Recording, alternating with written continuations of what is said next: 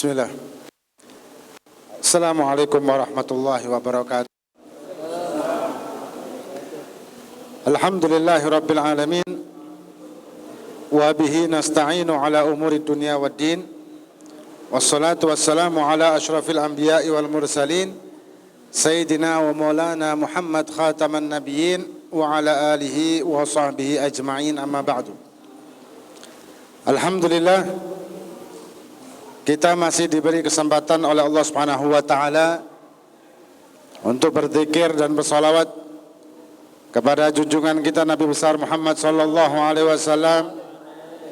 Ya, moga-moga bisa menambahkan keimanan kita, ketakwaan kita, dan bisa menambahkan mahabbah, menambahkan cinta kita kepada Allah dan cinta kita kepada Nabi Muhammad sallallahu alaihi wasallam, dan moga-moga bisa menjadikan layaknya kita untuk mendapatkan keridhaan Allah dan layaknya kita untuk masuk ke dalam rombongan Nabi kita Muhammad sallallahu alaihi wasallam. Dan hidup ini adalah pilihan. Selalu sering kita mungkin mendengar kata-kata seperti itu. Hidup adalah pilihan. Kalau kita kaji secara tauhid, maka sebetulnya kita tidak punya pilihan.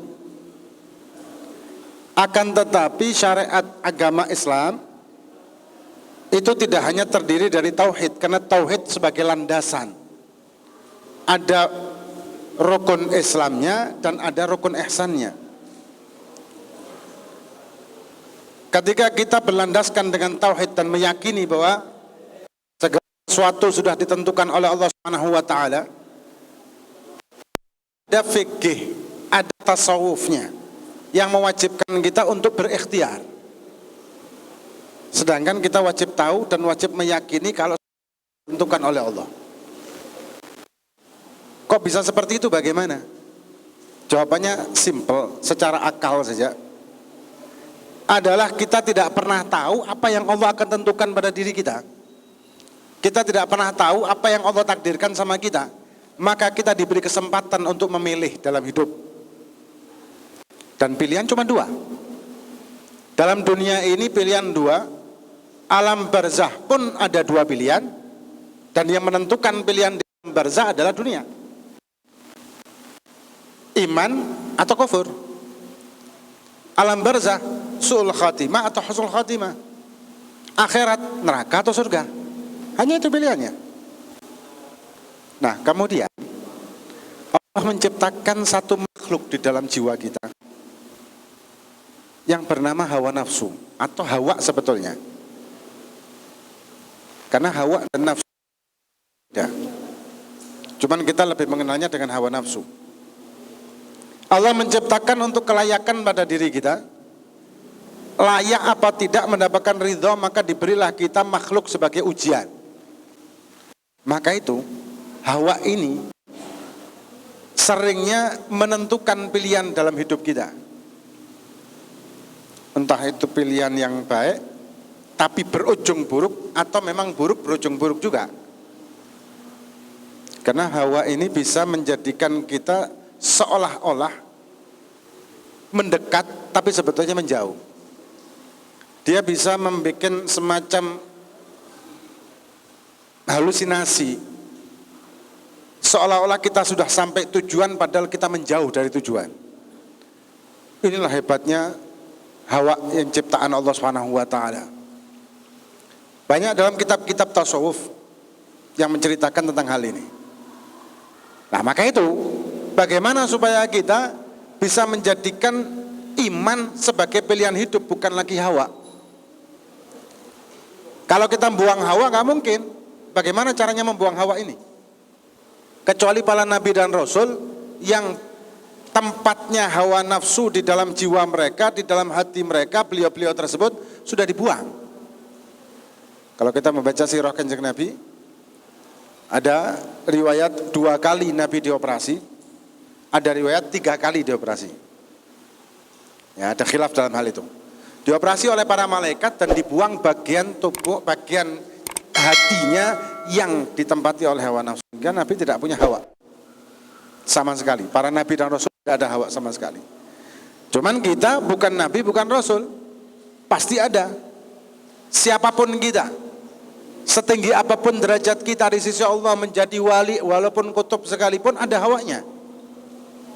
Cuman beliau-beliau itu mampu mengendalikan dan mengganti pilihan hidup ini dengan iman, bukan lagi dengan hawa. Nah, kembali ke pertanyaan tadi, gimana sih caranya? Caranya mudah. Dan Allah tidak akan pernah memberikan kita suatu masalah atau ujian kecuali kita mampu untuk menyelesaikan. Hanya kita mau apa enggak. Apa caranya? Lakukan kedekatan kepada Allah dengan cara yang benar. Itu aja. Simple. Lakukan kewajiban-kewajiban dan perkuat dengan vitamin-vitaminnya. Ibarat kata, kewajiban adalah makanan pokok. Dan kita tidak mungkin hidup dengan makanan pokok aja. Kita butuh nutrisi, butuh suplemen, butuh vitamin. Maka perkuat dengan itu semua. Apa vitamin suplemennya? Ya seperti yang kita lakukan sekarang.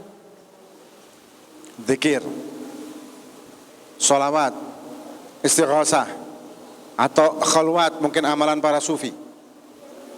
Dan zikir-zikir tersebut bisa menggetarkan hawa di dalam jiwa kita hingga dia melemah. Cuman si hawa ini kan tidak akan diem. Maka dia berusaha untuk bagaimana caranya zikir itu hanya sekedar gema yang tidak berarti di dalam jiwa kita. Kita berzikir dengan lisan tapi ternyata hati kita tidak. Makanya kata Imam Ghazali, orang zikir itu ada 3 macam. Ada zikir yang paling rendah adalah zikir bil lisan. Yang nomor 2 adalah zikir bil qalb, dengan hati. Yang paling puncak adalah zikir bil qalbi wal lisan. Sinkron antara zahir dan batin. Sama dengan kita ketika kita sholat. Ketika kita sholat 5 waktu, maka ada sholat zahiran dan ada sholat batinan. Dan dua-duanya harus sinkron. Kalau kita tinggalkan salah satu, maka kita tidak akan merasakan dzoknya sholat. Dzok ini bahasanya orang sufi ya. Kalau di sini insya Allah sudah kenal kata-kata dzok. Kita tidak akan pernah mampu untuk merasakan atau tidak pernah mampu untuk menikmati dzoknya sholat, dzoknya ibadah, termasuk zikir. Ketika kita zikir hanya zahir, kita tidak akan merasakan dzoknya. Ketika zikir hanya sekedar formalitas saja, maka kita tidak akan bisa merasakan dzoknya. Apalagi zikir-zikir seperti tahu kalimat la ilaha illallah, kalimat Allah, kalimat hu, yang mana itu juga merupakan amaliyahnya Al-Imam Al-Habib Abdullah Al-Aidrus bin Habib Abu Bakar As-Sakran bin Habib Muhammad bin Habib Abdurrahman As-Segaf bin Muhammad Maulad Dawilah. Pertama kali yang dijuluki Al-Idrus dan mempunyai keturunan Al-Idrus di seluruh dunia adalah beliau, Habib Abdullah Al-Idrus ini. Maka dijuluki Al-Imam Al-Habib Abdullah Al-Idrus Al-Akbar. Karena pertama kali yang dijuluki Al-Idrus. Zikirnya beliau, la ilaha illallah, Allahu, 120.000. Kalau kita mungkin 12 kali aja cukup ya. Hah? Kalau 12.000 masih mikir. Ini 120.000. Hingga beliau merasakan dzoknya ini bukan cuma di hati. Ada mungkin beberapa thariqah ya, itu mengajarkan zikir dengan merasakannya di hati sebelah ini atau dadanya sebelah ini. Ada seperti itu ya, macam-macam. Thariqah kan macam-macam juga. Tapi beliau berzikirnya itu sampai merasakan dzoknya zikir itu dari ujung rambut sampai ujung kaki. Itu kehebatan orang-orang yang memang dia berusaha menekan hawa nafsunya, mengalahkan hawa nafsunya, mengendalikan hawa nafsunya, dan menumbuhkan iman hingga dia merasakan apa yang dia lakukan. Kita bisa melakukan sesuatu tapi tidak merasakan, sering juga. Kita sholat tapi tidak merasakan sholat, sering juga. Kita ngaji, zikir tidak merasakannya, sering juga. Apalagi kalimat-kalimat yang kita sebutkan tadi luar biasa. Walaupun kapan hari itu ada masalah ya, yang ada zikir hu itu, ada yang protes ya, ada yang protes. Jadi hu ini tidak ada itu domirnya kemana? Kalau hu itu kan huwa, maknanya dia. Nah ini kan harus ada domir. Domirnya kemana? Dan domirnya tidak jelas, maka itu tidak boleh zikir seperti itu, gini gitu. Ya sudah, itu pendapat masing-masing silahkan. Tapi kita punya pendapat sendiri. Hu yang dimaksud sini domirnya ke lafdzul jalalah, ke Allah. Yang Allah ini asal kata dari kata ilah, ditambahi alif lam mim menjadi Allah, dan merupakan kalau di nahwunya i'rabnya tidak boleh di-i'rabkan menjadi lafdzul jalalah. Dan yang pertama kali mencanangkan itu, yang mempopulerkan itu adalah Imam Sibawayh. Setelah beliau meninggal, ada orang-orang arif bermimpi. Beliau di alam barzah ditanya, Kef halak, gimana keadaanmu sekarang di barzah? Katanya Imam Sibawayh, dinaikkan derajatku, dijadikan kuburanku menjadi raudhah min riyadil jannah, sabab aku menjadikan i'rabnya Allah dengan kata-kata lafdzul jalalah, kalimat yang maha agung. Jadi mengagungkan kalimat Allah saja di pelajaran nahwu itu sudah menjadikan beliau dinaikkan derajatnya di barzah. Apalagi kalau kalimat tersebut ada di hati kita dan kita agungkan di hati kita dan kita rasakan getaran zikir tersebut di jiwa kita. Nah kembali ke hu tadi, lah hu tadi ini dhamirnya ke Allah. Karena dhamirnya dhamir ke sebelumnya, dan sebelumnya adalah Allah. Dan Allah ketika kata-kata hu terucapkan dalam lisan, maka di dalam hati kita Allah yang dimaksudkan. Maka itu kalau di dalam sufi, orang-orang sufi, zikir hu itu termasuk zikir apa namanya, khawasil khawas. Ya, khususnya khusus. Kalau zikir la ilaha illallah itu am. Kalau zikir Allah am juga. Kalau hu itu min khawasil khusus, ya, ini kekhususan sendiri. Nah, kembali lagi, ini semua yang kita lakukan kalau dengan cara yang benar, maka kita mampu untuk mengendalikan hawa nafsu kita. Ibarat kata vitamin tadi, kalau kita salah minum vitamin, salah dosis, ya nggak bakal bisa sembuh kan, nggak bakal bisa sehat juga. Ada satu cerita, ada seseorang yang kebetulan kita kenal, orang ini was-was dengan kesehatan, dan dia merasa dia butuhkan apa namanya yang buat tulang itu, kalium apa kalsium, hingga dia selalu mengkonsumsi itu. Selalu mengkonsumsi tanpa pengetahuan dari dokter, tanpa bimbingan dari dokter sama sekali. Karena inisiatif dia sendiri, dia tidak mau tulangnya itu rapuh dan sebagainya. Akhirnya dia mendapatkan keanehan, sampai dirujuklah ke dokter, kemudian di lab, ternyata dia kelebihan kalsium. Apa pelajarannya? Kita tidak bisa memakan vitamin apapun seenak kita sendiri, semau kita sendiri, tapi harus ada bimbingan dari orang yang mengetahui dalam hal itu, dokter. Kalau dalam dunia sufi ya mursyid atau seorang guru yang bersanad. Kita tidak bisa asal aku mungkin baca ini sekian.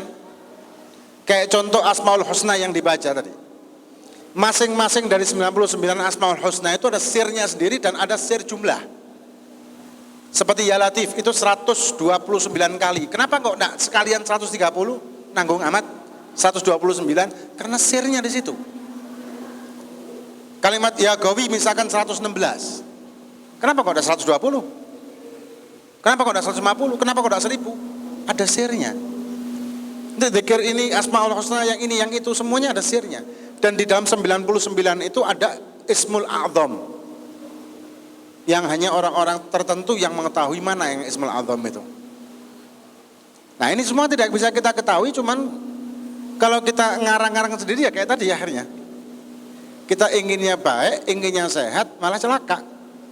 Maka itu penting sekali kita berguru dengan orang-orang yang bersanad.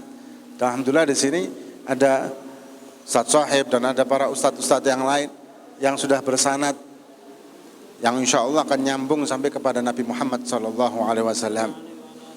Dan terakhir, ini mungkin sebulan lagi adalah Idul Adha. Kita umat Islam punya satu tradisi atau amaliyah sunnah, yaitu udhiyah atau berkorban, baik kambing maupun sapi kalau di Indonesia. Kalau unta nggak ada ya. Dan jadikan itu kalau memang orang ini berkorban, kalau kita memang ingin berkorban kambing atau sapi, Jadikan ini momen untuk riyadhah hati. Bukan hanya sekedar kita mengamalkan amaliyah dan mendapatkan pahala, bukan cuma itu, tapi jadikan ini sebagai riyadhah hati. Karena riyadhah ini maknanya olahraga. Dan olahraga hati macam-macam, zikir yang kita baca termasuk riyadhah juga untuk mengalahkan hawa nafsu. Vitamin-vitamin untuk, ibarat kata kalau orang nge-gym itu butuh suplemen, butuh whey protein dan lain sebagainya kan. Jadikan itu juga sebagai riyadhah. Riyadhah untuk menekan hawa nafsu kita. Kenapa? Karena di dalam nafsu kita ini punya sifat selalu ingin memiliki dan sayang untuk menghilangkan apa yang sudah kita miliki. Itu sifat normal dari nafsu, dan ketika dipengaruhi oleh hawa menjadi sifat bakhil, menjadi sifat tomak, menjadi sifat orang yang tidak ingin berbagi. Nah, ketika kita mengeluarkan uang sekian juta untuk beli kambing, beli sapi, dan kita kasihkan ke orang tanpa menyebut nama kita, tanpa menyebut siapa yang berkorban tersebut namanya, hanya waktu nyembelih saja kita minta sama yang menyembelih, ini nama saya. Setelah itu tidak diumumkan, dalam arti dia khumul dan dia sodakotus sir. Ini bisa mengendalikan hawa nafsunya sekali lagi. Karena nafsunya pasti ingin merasa, oh ini loh aku sudah kurban sapi yang harganya sekian. Ini loh kalau sapi, atau mungkin nanti update status dengan profilnya dia, selfie sama sapinya. Ini justru amalia yang seperti itu justru dipengaruhi oleh hawa nafsu.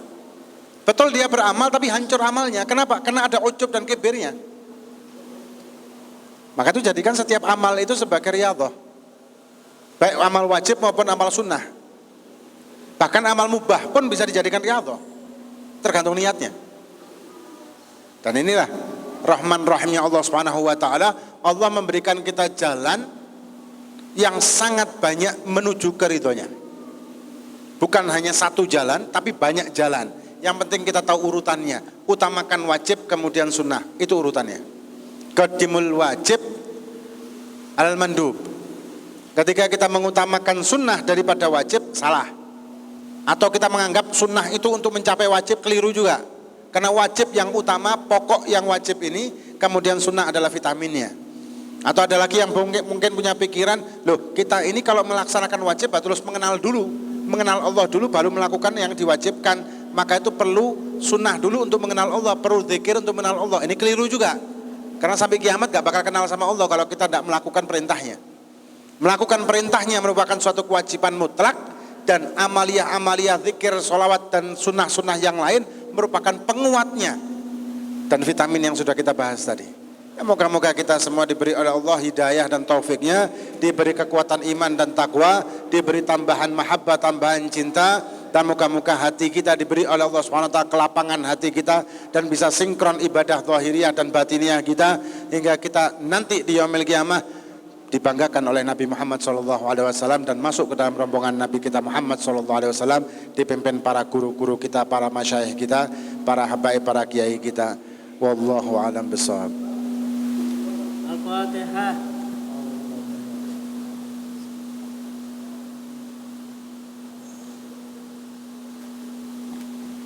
Alhamdulillah.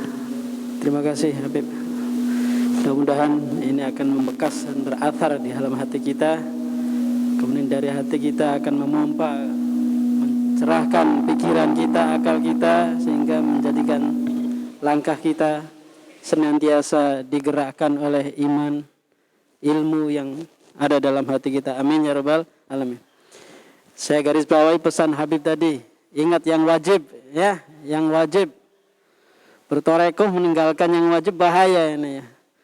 Makanya bagi sahabat-sahabat sekalian, dalam bertorekoh perhatikan syariah. Ya, yang wajib ini embernya, wadahnya. Amalan sunnahnya banyak, nggak ada wadahnya, berantakan. Naudzubillah. Alhamdulillah, mari kita bersama-sama kita tutupin bersama acara ini dengan baca doa husnul khotimah. Kita niatkan untuk mendoakan kita semuanya, semoga Allah angkat wabah yang sekarang menjamah.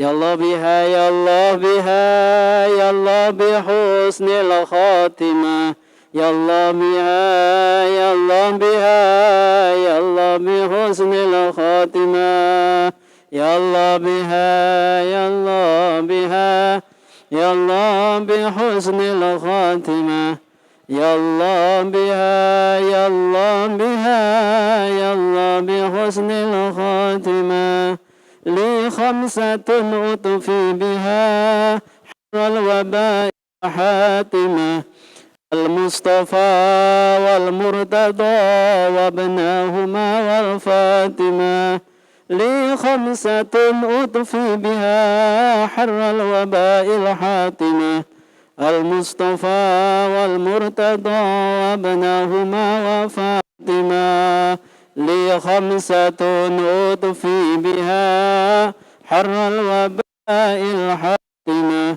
المصطفى مرتضى وبناهما وفاطمة سبحانك لا إله إلا أنت أستغفرك وأتوب إليك صلى الله على محمد